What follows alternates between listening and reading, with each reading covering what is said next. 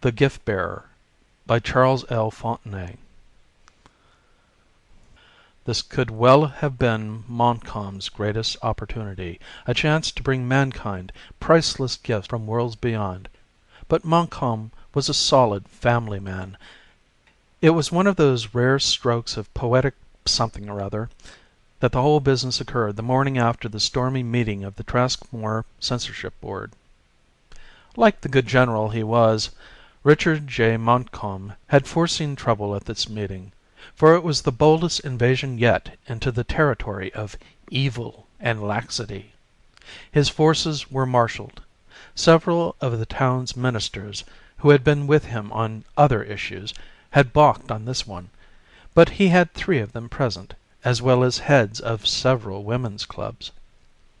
As he had anticipated, the irresponsible Liberals were present to do battle, headed by red-headed Patrick Levitt. "This board," said Levitt in his strong, sarcastic voice, "has gone too far. It was all right to get rid of the actual filth, and everyone will agree there was some. But when you banned the sale of some magazines and books because they had racy covers, or because the contents were a little too sophisticated to suit the taste of members of this board, well, you can carry protection of our youth to the point of insulting the intelligence of adults who have a right to read what they want to." "You're talking about something that's already in the past, Mr. Levitt," said Montcalm mildly.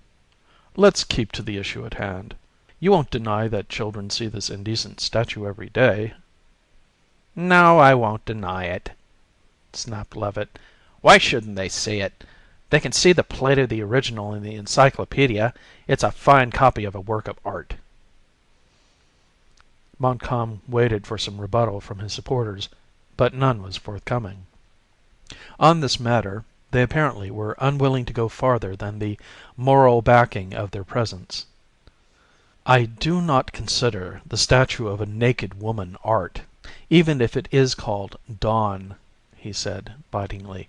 He looked at his 2 colleagues and received their nods of acquiescence. He ruled, "The statue must be removed from the park and from public view." Levitt had one parting shot. "Would it solve the board's problem if we put a brassiere and panties on the statue?" he demanded. "Mr. Levitt's levity is not amusing. The board has ruled," said Montcalm coldly, arising to signify the end of the meeting. That night Montcalm slept the satisfied sleep of the just. He awoke shortly after dawn to find a strange, utterly beautiful naked woman in his bedroom. For a bemused instant Montcalm thought the statue of Dawn in the park had come to haunt him. His mouth fell open, but he was unable to speak.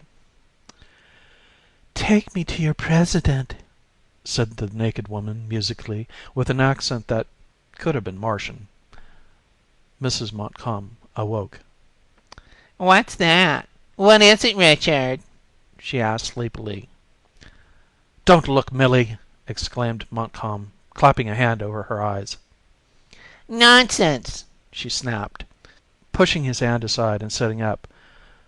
She gasped and her eyes went wide, and in an instinctive, unreasonable reaction she clutched the covers up around her own night-gowned bosom. "Who are you, young woman?" demanded Montcalm indignantly.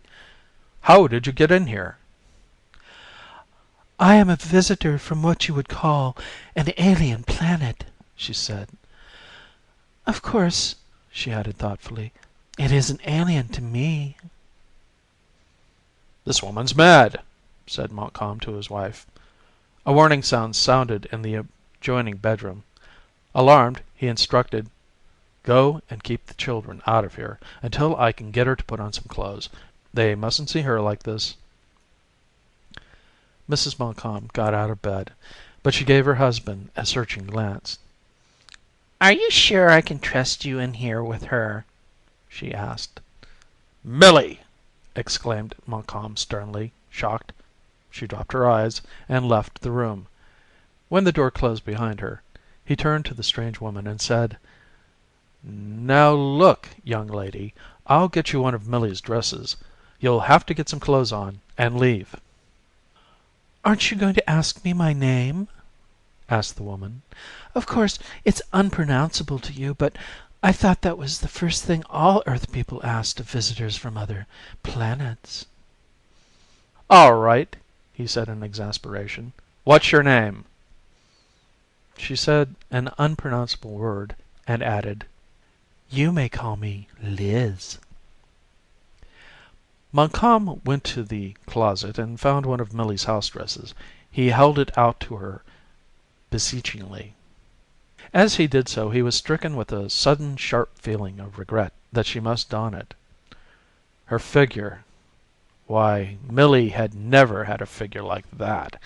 At once he felt ashamed and disloyal and sterner than ever. Liz rejected the proffered garment. "I wouldn't think of adopting your alien custom of wearing clothing," she said sweetly. "Now look," said Montcalm, "I don't know whether you're drunk or crazy, but you're going to have to put something on and get out of here before I call the police." "I anticipated doubt," said Liz. "I'm prepared to prove my identity." With the words, the two of them were no longer standing in the Montcalm bedroom, but in a broad expanse of green fields and woodland, unmarred by any habitation. Montcalm didn't recognize the spot, but it looked vaguely like it might be somewhere in the northern part of the state. Montcalm was dismayed to find that he was as naked as his companion. "Oh, my Lord!" he exclaimed, trying to cover himself with a September morn pose. "Oh, I'm sorry," apologized Liz, and instantly Montcalm's pajamas were lying at his feet. He got into them hurriedly. "How did we get here?" he asked, his astonished curiosity overcoming his disapproval of this immodest woman. "By a mode of transportation common to my people in planetary atmospheres," she answered. "It's one of the things I propose to teach your people." She sat down cross-legged on the grass. Montcalm averted his eyes, like the gentleman he was.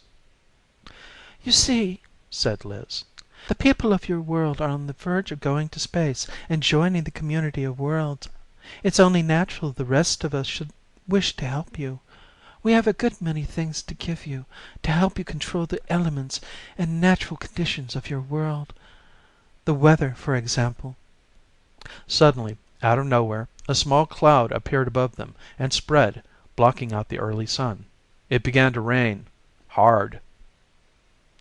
The rain stopped as suddenly as it had begun, and the cloud dissipated. Montcalm stood shivering in his soaked pajamas, and Liz got to her feet, her skin glistening with moisture. "You have a problem raising food for your population in some areas," she said. A small haw apple tree near them suddenly began to grow at an amazing rate of speed. It doubled its size in 3 minutes, put forth fruit, and dropped it to the ground. "These are only a few of the things I'll give to your planet," she said. At her words they were back in the bedroom. This time she had been thoughtful. Montcalm was still clad in wet pajamas. "I don't know what sort of hypnosis this is," he began aggressively, "but you can't fool me, young lady, into believing—" Millie came into the room. She had donned a robe over her nightgown. "Richard, where have you been with this woman?" she demanded. "Why, my dear—" "You've been roaming around the house somewhere with her. I came in here a moment ago and you were gone. Now, Richard, I want you to do something about her and stop fooling around. I can't keep the children in their room all day." It hadn't been hypnosis, then. Liz was for real.